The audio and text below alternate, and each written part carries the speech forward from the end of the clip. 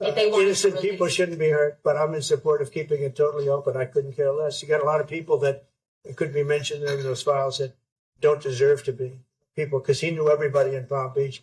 I don't know anything about that, but I have said to Pam and everybody else, give them everything you can give them, because it's a Democrat hoax. It's just a hoax. The whole Epstein thing is a Democrat hoax.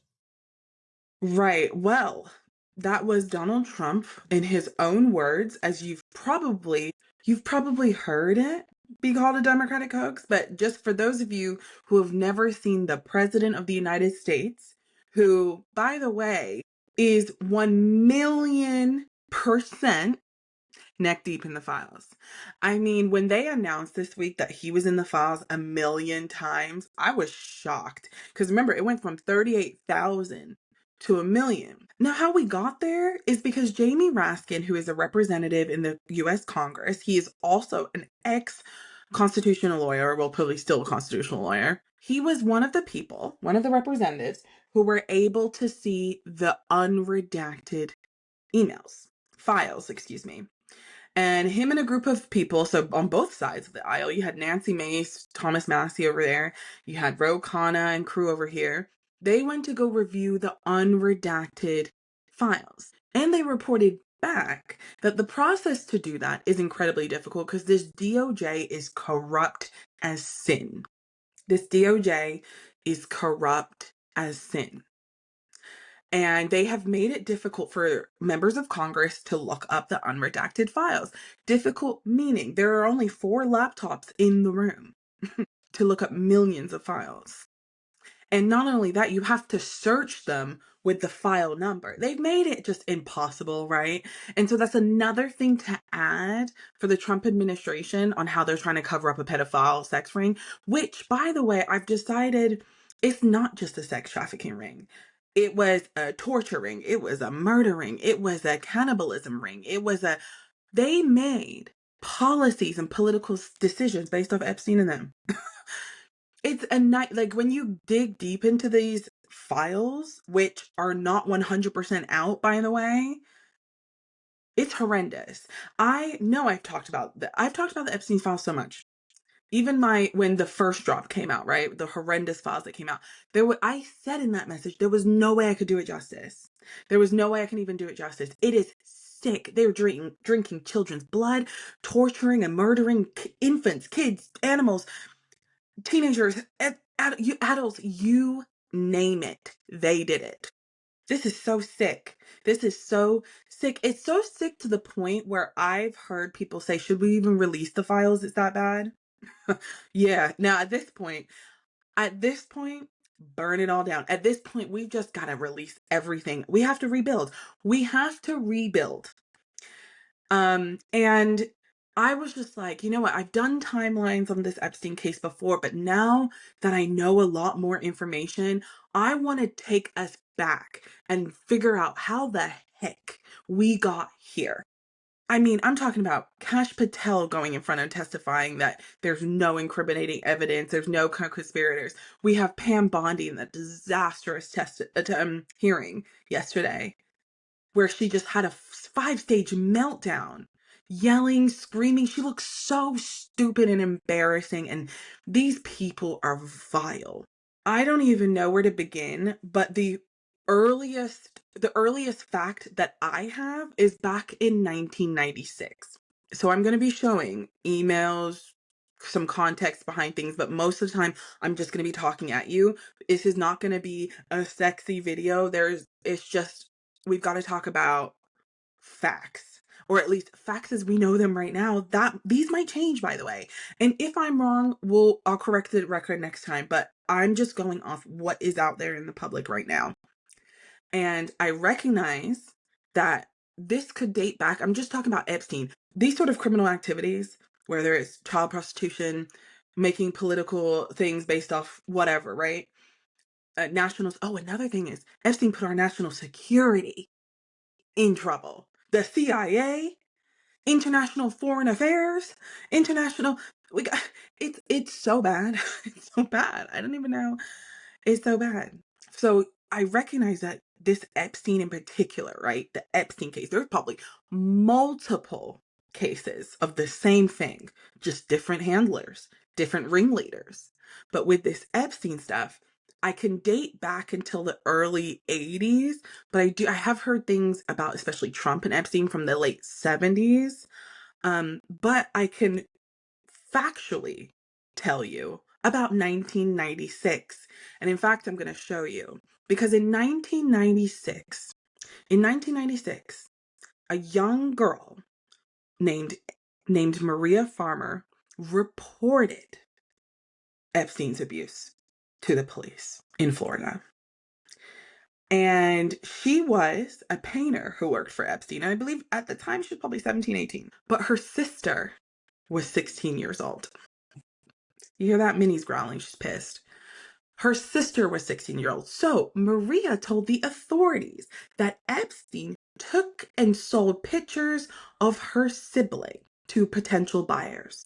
And so here is the original complaint that multiple people tried to call her a liar for years. Multiple people didn't believe her. Multiple people said that she was not telling the truth. And for years, she has been requesting this. And it finally came out because the DOJ dropped it in December. And so this was the original complaint this is the original complaint back in 1996 that if the police took it seriously back then, most likely it could have saved so many people. If there's just one person that listened, you will never know. But all we do know is Maria Farmer is not a liar. But I'll be honest, I never thought she was a liar before. You know what I mean? Like, with everything that's coming out, believe the survivors. I do not believe anybody that was listed in the emails. I don't. There's nothing in a million years that could tell me I believe that, oh, like, yeah, I was emailing with him, but I never went to the island or on the plane. It didn't just happen on the island and the goddamn plane. It happened in multiple different places. These people were billionaires. And guess what? The billionaires that Jeffrey hung out with, they had planes, they had islands, they had mansions. Sick, sadistic people. Anyways, this is the original complaint. Even here, it says, Epstein is now threatening blank. We think that may be the sister's name or something like that. That if she tells us anything about the photos, he will burn her house down. When you have nothing, and I'm not just talking about Maria, I'm just talking about a lot of the survivors. Not everybody actually came from poor backgrounds. Some of them actually came from very affluent backgrounds, but the majority came from poor backgrounds. And when you are just an abuse, right? They even have their own circle abuse. And actually, in fact, for Virginia Giuffre, because I read her book, Nobody's Girl, Epstein wasn't the first person she was sex trafficked to. So I believe that a lot of the survivors, especially children, okay, they were threatened. And when you're a kid, you're like, oh my God, burn my house down. That's terrifying. So I really just wanted to point that out. That Maria Farmer was always right. Point that out that Maria Farmer this is a great example of why we should believe the survivors. So now that we know Maria Farmer absolutely reported Epstein's abuse, terror, assault, molestation to the police in 1996, they did not open a case until a decade later in March of 2005. And so the Palm Beach police, in particular, Michael Reeder, the chief of police at Palm Beach, and let me show you his picture because I've been like, who was who of this? Because this is the man that opened up the case in 2005.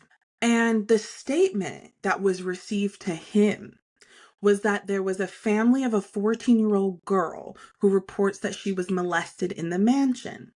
Now, when we do a bit more digging deep into it and listening to a couple of survivors talk about the moment in 2005 where it kicked off.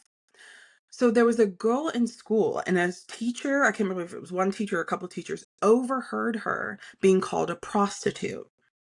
So then the stepmom found also $300. And you have to remember, in 2005, $300, wow. Like, you know what I mean?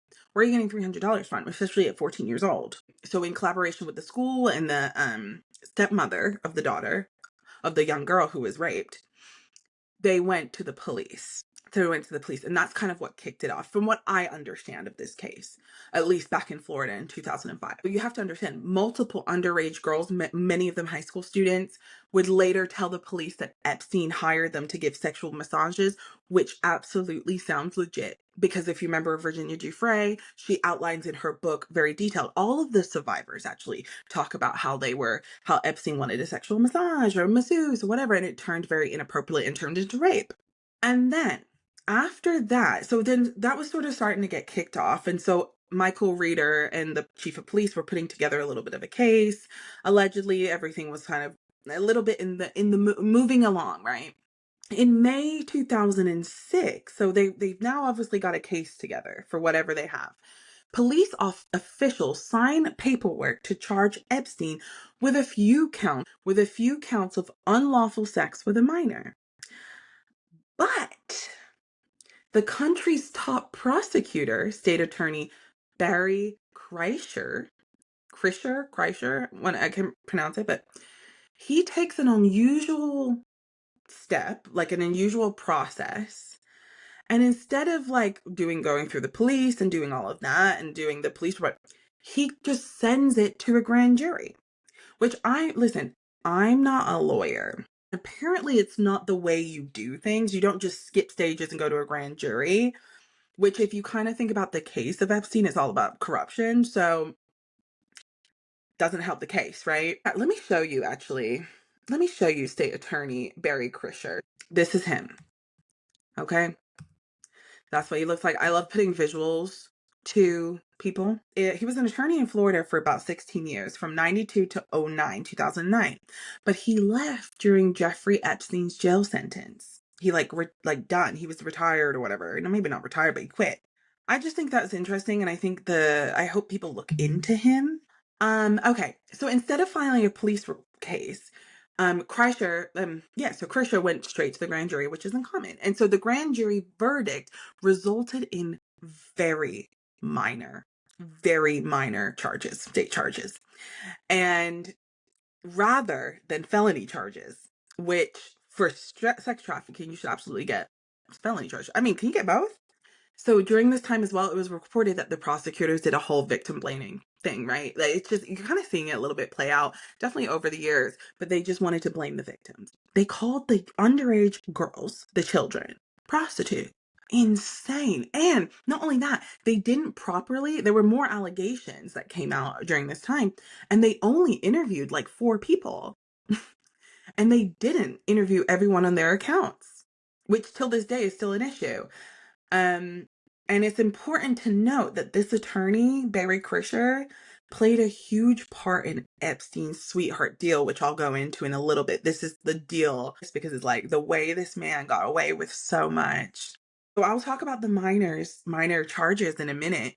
Okay, so once the paperwork was signed, 2 months later in July 2006, Epstein is arrested after a grand jury, that one grand jury, honey, after the grand jury indicts him on a count of soliciting prostitution. On one count of soliciting prostitution. Can you believe that? Minnie's up here. Can you believe one count means it's so crazy? One account of prostitution. So they got the paperwork together, right? So now we're in July. We're a couple months later. We're in July 2006. Epstein is now arrested because the grand jury indicts him on one account of soliciting prostitution. It's a minor charge. So Michael Reeder, I believe, definitely a lot of the police chiefs back then, during that time, they were really unhappy with this deal that he got. And we come to find out that Alex Acosta is involved, and I'll talk about him in a minute. So the Palm Beach police leaders publicly accused Barry Kreischer and co. of giving Epstein the special treatment. And in fact, an assistant U.S. attorney in Florida, I believe, who was working with the FBI agents and the few victims at that time, they submitted around May of 2007, they submit a draft indictment outlining 60 criminal counts against Epstein. 60 with evidence by the way. But this is where Alex Acosta comes in. Oh, no, no, no. Alex Acosta came in and saved the day for Epstein. Quite well, actually. So in July of 07, Epstein's attorneys then meet with the U.S. Attorney's Office of the Southern District of Florida, and the top prosecutor was then U.S. Attorney Alex Acosta. And so in my last episode, showed you a picture of Alex Acosta, but I'm going to go ahead and show you now because I've been paying attention to the victims and when they, to the survivors, especially Haley Robson, who is very outspoken. And I get a lot of my insights from her. She actually, in fact, just did a podcast with Midas Touch, an amazing interview where she really details all of this, all of the abuse from the early days in Florida, because she was a part of it. Because she's a victim. She was a survivor. She's a survivor. She was raped by Epstein. So she knows. She's from 16 to 18 years old. She has full accounts of what happened. And in fact, actually, MS Now did an Epstein special the other day, and Haley Robson was a part of it. And she said that we need to look more into other people like Alex Acosta. And the more I'm starting to understand, the more I'm like, oh, he really pulled all the strings behind the scenes. He was this guy right here. Ugh, look at a dynamic duo right here. Well, he needs to be investigated. Absolutely. Because how on earth do you okay, let me just continue because I'm jumping. So Alex Acosta is someone I believe, after listening to the victims, needs to be severely investigated because he was able to sweep everything under the rug. He had so much power to provide the best deal Epstein could ever get for the horrific, criminal, heinous crimes he did to the women, to the children, to the infants, to the kids, to the animals, but also to us. Because we're victims of these people too. Because they made policies. They created resources. They worked with foreign governments to create fake wars. Like, it's just, we have all been gaslit and lied to. So I believe the victims. I don't know what else to say. So what does Alex Acosta and his attorneys, what do they get for Epstein? Well, the U.S. Attorney's Office offers to end its investigation if Epstein pleads guilty. Alex Acosta was able to twist his little way in, and the U.S. Attorney's Office offered to end its investigation if Epstein pleads guilty to 2 state charges and agrees to accept a prison sentence. Oh, and become a registered sex offender and set up a way for his victims to obtain monetary damages. That's it. That's it. Not only that, this deal, the sweetheart deal, also included a non-prosecution agreement, an NPA, in which the federal prosecutor's office granted immunity to Epstein for co-conspirators and any potential co-conspirators within this that's messing around with Epstein. That's what the DOJ was able to that's what they were able to organize. Then the prosecutors agree not to tell the Epstein victims about the NPA, which is sealed, which is filed under seal. Can you fucking believe it? This is so horrendous. This is just so disgusting. The fact that these vile men were able to just get everything they wanted and the victims got nothing. They got nothing. So in June 2008, Epstein pleads guilty to state charges. 1 count of soliciting prostitution and 1 count of soliciting prostitution for someone under the age of 18. He was sentenced to 8 months in jail, and I believe he only did 13. And under a secret agreement with the U.S. Attorney's Office and Alex Acosta, they agreed not to prosecute Epstein for federal crimes. Epstein serves most of his prison sentence in a work release program, which allowed him to leave jail during the day. Now, I also want to just tell you something that will just make you so pissed.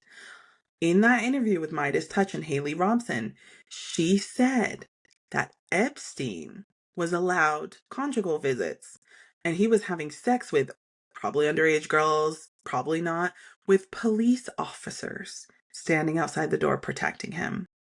I was also curious. Epstein was arrested in 2008 because he had all of these amazing sweetheart deals. I wanted to know how the media reported it back then. And if it was like, did they dilute it a bit? Like, what did they do? So I found this Guardian article that was reported, as you can see here, reported July 2008. And the title is Epstein, U.S. billionaire jailed for soliciting underage sex. Huh?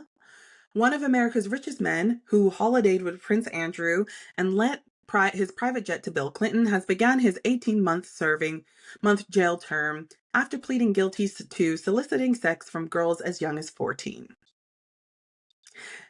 That opening sentence right there is insane to read.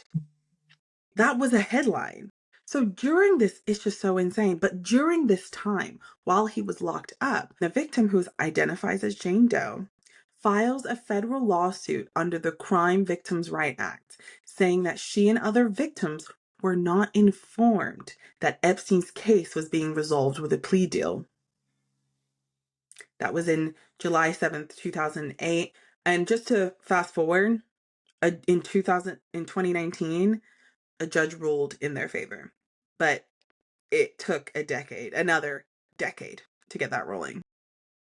So in May 2009, one of Epstein's accusers, whose name we very well know, Virginia Robert Giuffre, files a lawsuit claiming that Epstein and Maxwell arranged for her to have sexual encounters with royalty, Prince Andrew, politicians, academics, and businessmen, and others. But the lawsuit didn't name the men. I mean, we now know a bit more of a picture, right? Again, these young girls were so young. They were terrified. I read her book. You can feel her emotions. So Epstein wasn't the first person she was sex trafficked to. She was sex trafficked before then, and she was already in a cycle of abuse. But not only that, she was raped by her father and her friend when she was a kid. Her father knew about Epstein and received money from him. Investigate him. He denies it, but the more we see that comes out, the more anyone that was involved and knew about Epstein, if they deny it, I just can't believe it, in my personal opinion. So this is when allegations from Virginia Giuffre started to come out to light a little bit. Again, she was still suppressed. Not a lot came out of it. And actually, in fact, a few months after she came out, Epstein was released from jail. He was released after like 13 months. And according to the emails, he was messaging back and forth with people. He was talking to Peter Mandelson about the UK economy during that time. The European economy, excuse me. There's a video, and there's that really horrific email I'm going to show you about torture. Well, as we know, Thomas Massie and Ro Khanna have been leading the charge for this.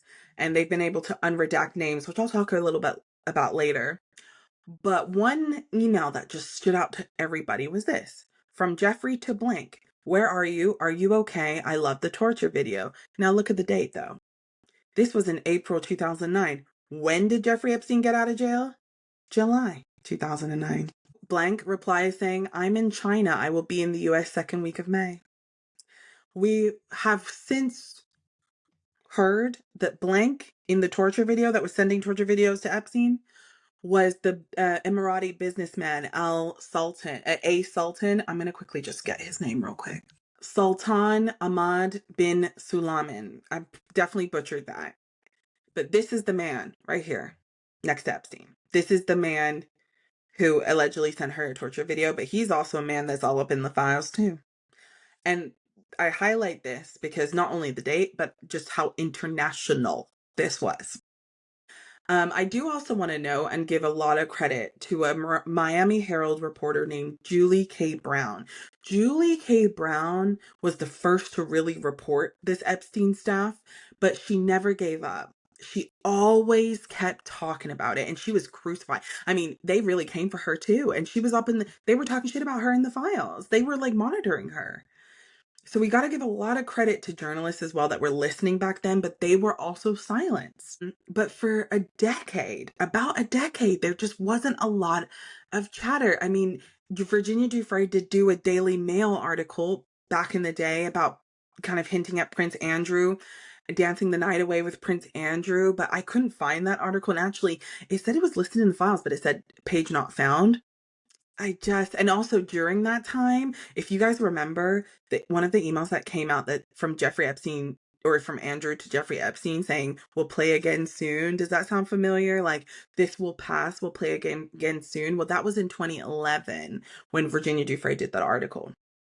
But over the years, Virginia Giuffre, she was vocal over the years, but people weren't listening to her. In 2014, Giuffre's lawyer filed court papers claiming she had sexual encounters with Prince Andrew at the time and other foreign presidents, well-known prime ministers, and other world leaders.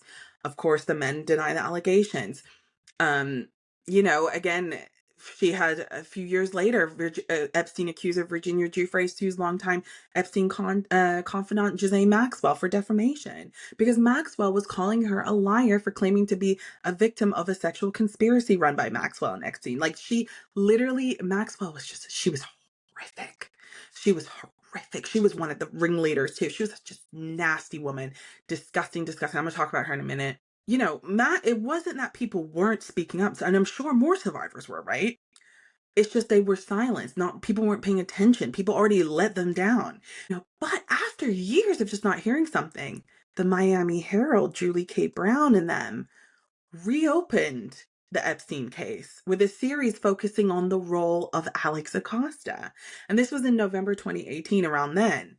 And Acosta at the time then was President Trump's Secretary of Labor. Isn't that interesting? Isn't it interesting how everyone that Trump appoints, Howard Lutnick, all them, they all went to the island with their kids too, which is sick, sick shit. So the Miami Herald was focusing on Alex Acosta. So at that time, he was the labor secretary, right? So that coverage really did intensify the Epstein and the interest into the Epstein case again. You had Donald Trump as the president, who is in the heart of the Epstein case. You had Alex Acosta now. People were focusing on him for a bit. And the Miami Herald then publishes all of these articles. When I was listening to Haley Romson's interview with Midas Touch, she was talking about, do you remember that documentary, Netflix movie or series, Jeffrey Epstein, the Filthy Rich?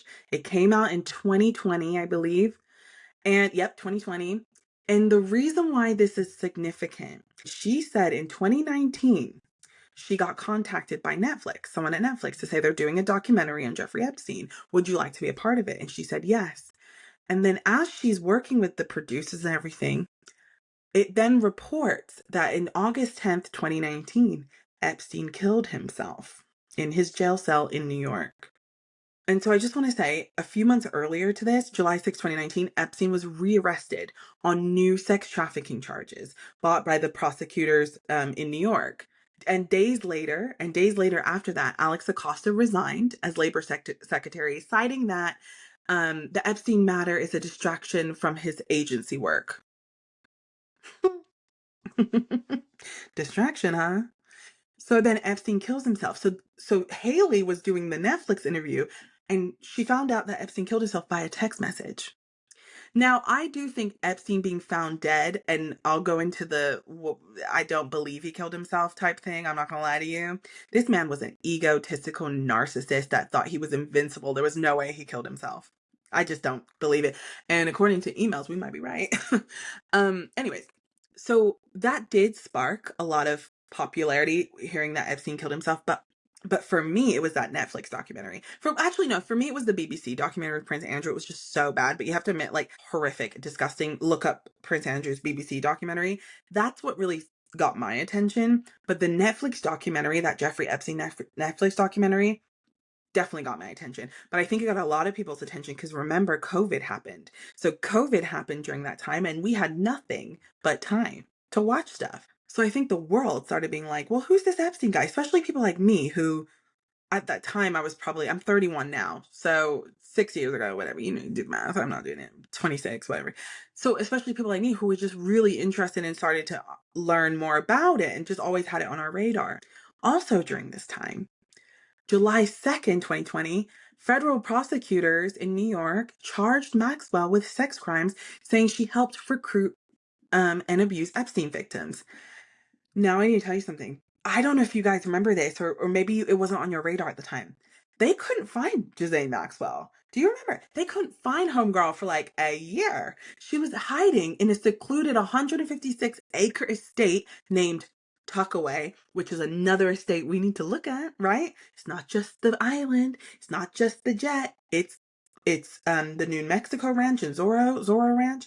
It's now tucked away. And this place is in Bradford, New Hampshire. She was hiding out there. No one knew where she was. Well, they say, but now we realize that Epstein was in the pockets of everybody, so absolutely they knew where she was. She lived there with private security. And also Netflix was making a documentary about her during that time too. So anyways, so then finally in 2022, so June 2022, Maxwell was sentenced. She was captured, she was sentenced, but she was only sentenced to 20 years. Can you believe that? 20 years she was only sentenced for. And then her documentary came out. And then I feel like, in my opinion, I didn't really see much over the years, except survivors were getting a bit more, they were on social media more, they were talking more, but again, public interest wasn't fully there. And we start to realize because Epstein owed everything, right? Even after death, Epstein is still running shit. And now we enter the dark ages. The dark ages of Trump. And keep in mind, we had Trump the first term. I'm not even going to go there, but this last year and 2 months have been insane. And so Trump gets elected. 77 million people voted for Trump, allegedly. I'm like, is that even true? But anyway, so January 20th, Trump, who is besties with Epstein and mentioned over 1 million times in the files, who still denies and says, oh, just disgusting. Actually, did you see this? And that remains true. And this call, if it did happen, corroborates exactly what President Trump has said from the beginning. And I'm sure many of you, when you read that alleged FBI report, probably thought to yourself, wow, this really cracks our narrative that we've been trying to push about this president for many years. So we're moving on from that. Reagan. So Caroline Levitt is saying we need to move on from this. We're not moving on from this. In fact, Trump said in his 2024 campaign that he's released the files.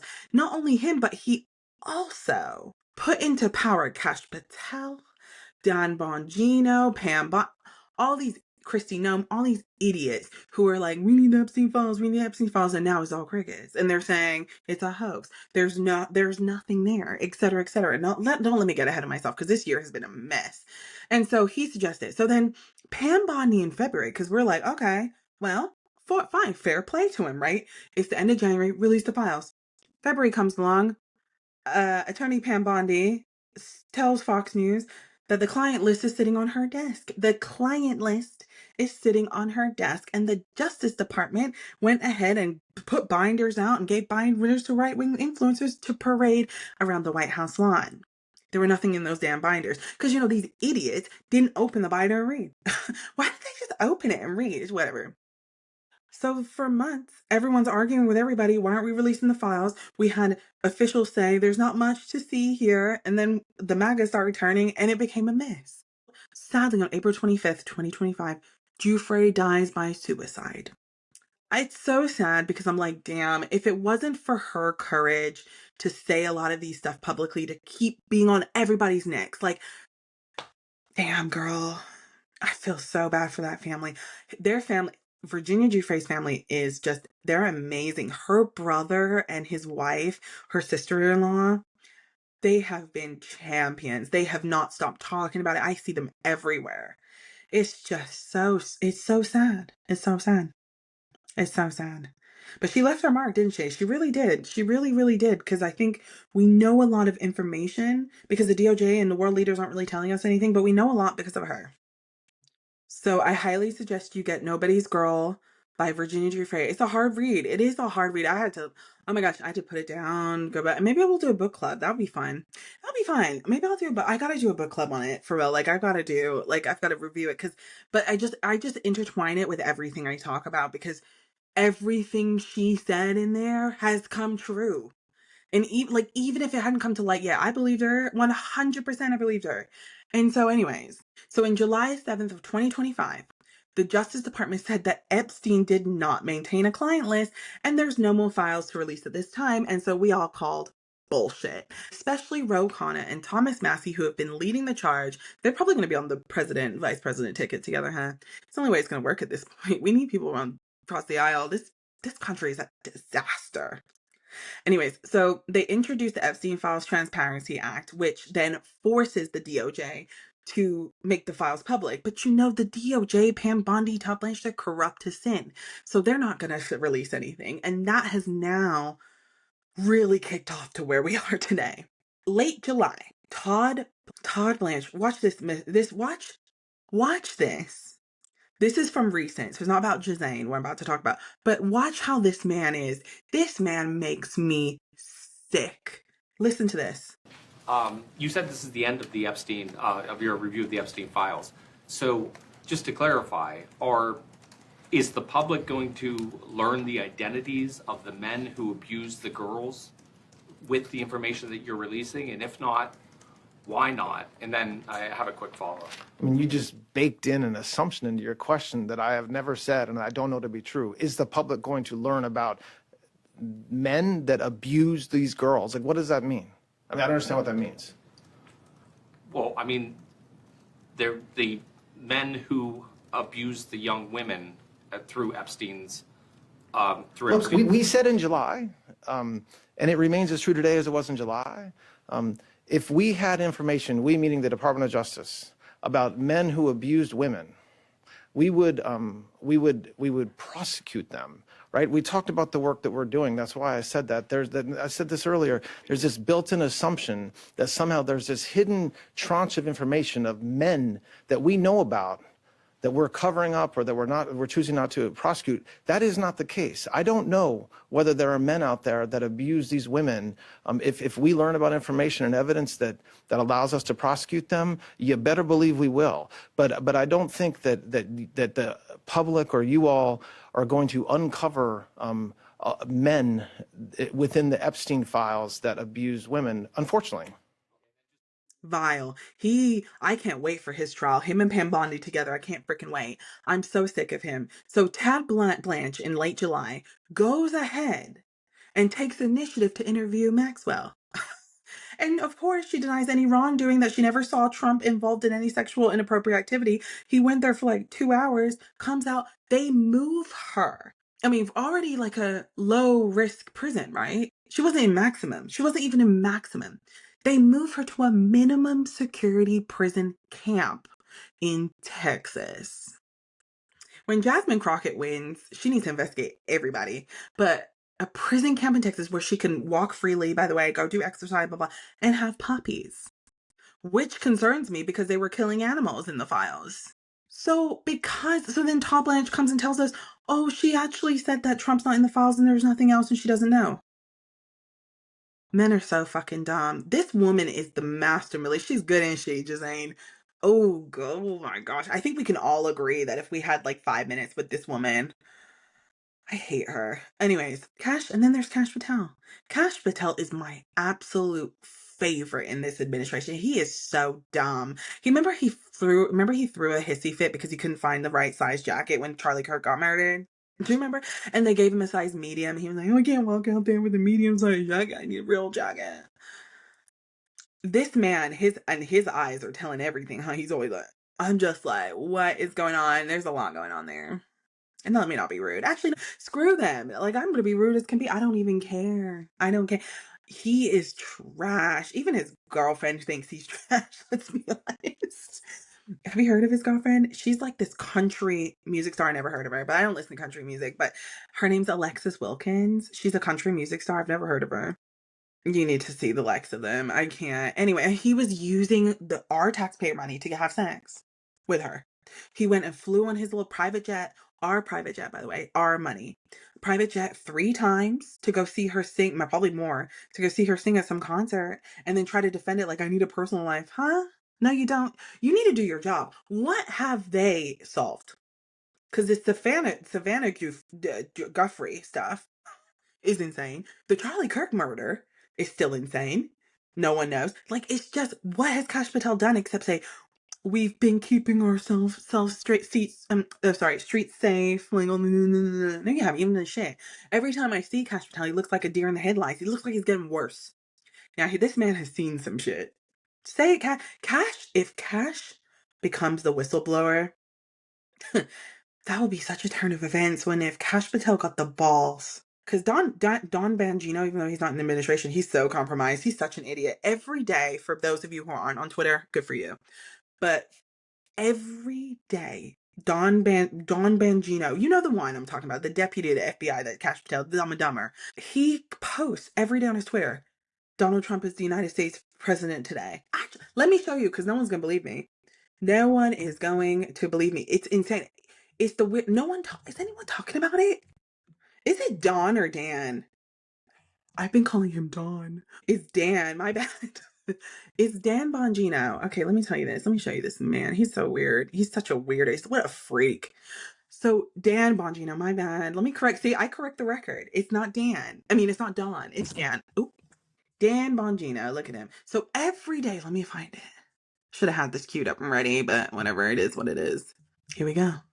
Today is February 12th, 2006. Donald J. Trump is the president of the United States of America. Let me go find another one, because it's just wild to me. Here's another one. Today is February 10th, 2026. Donald J. Trump is the president of the United States of America. He just says this over. Let me go read the comments. He just says this over and over again. Oh. But you know what I mean? Well, okay. Well, I won't read them, because, Twitter, they're unhinged. But he's just posting it. I'm like, was this a part of the severance package? Like, was this a part of the agreement? It's just the weirdest stuff. I think we're going to be seeing the weirdest things coming out of this administration. We're going to hear the weirdest stuff. So Todd Blanche does the interview, lies, says that Maxwell doesn't know anything, blah, blah, blah, reduces her prison sentence. Kash Patel then goes in front of Congress and says this. I have reviewed not the entirety of the files, so I have. You haven't reviewed all of the Epstein files? Personally, no. You're the director of the FBI. This is the largest sex trafficking case the FBI has ever been a part of. Buck stops at the top, and your testimony today is you have not reviewed all the files. What I've been doing is been busy providing the safest country this country has seen in modern U.S. history in historic speed, because the men and women of the FBI are given the resources to reduce the homicide rate, to reduce the drug trafficking rate, to reduce the amount of children that are being trafficked and the number of. It sounds like those children being trafficked. I appreciate the director reviewing the files. You said you don't know the number of times Trump's name appears in the files, so it could at least be 1,000 times. Is that right? The number is a total misleading factor. We have not released anyone's name we have not released anyone's name in the Epstein files that has not been credible. Director, we have released every piece of legally permissible information. Okay, you can characterize the numbers however you want it. Claiming my time, Director. It sounds like if you don't know the number, it could at least be 1,000 times. It's not. It's not. Is it at least 500 times? No. Is it at least 100 times? No. Then what's the number? I don't know the number, but it's not that. We have released everything, the president and anyone else's side, that is credible and lawfully be able to be released. Remembering your oath to tell the truth, did you ever tell Donald Trump his name is in the files? I have never spoken to President Trump about the Epstein files. Did you ever tell the Attorney General that Donald Trump's name is in the Epstein files? The Attorney General and I have had numerous discussions about the entirety of the Epstein files and the reviews conducted by our team. Did you tell the Attorney General that Donald Trump's name is in the Epstein files? And we have released where President Trump's name is in the It's a simple Attorney's question. file. Did you tell the Attorney General that the President's name is in the Epstein files? During many conversations that the Attorney General and I have had on the matter of Epstein, we have reviewed. The question is simple. Who did you tell the Attorney General that Donald Trump's name is in the Epstein files? Yes or no? Why don't you try spelling it out? Yes or no, Director? Use the alphabet. Yes or no? No, A, B, C. Director, D, F. it sounds like you don't want to tell it. So also around this time, Prince Andrew loses his title. Virginia Giuffre's memoir is published around this time as well.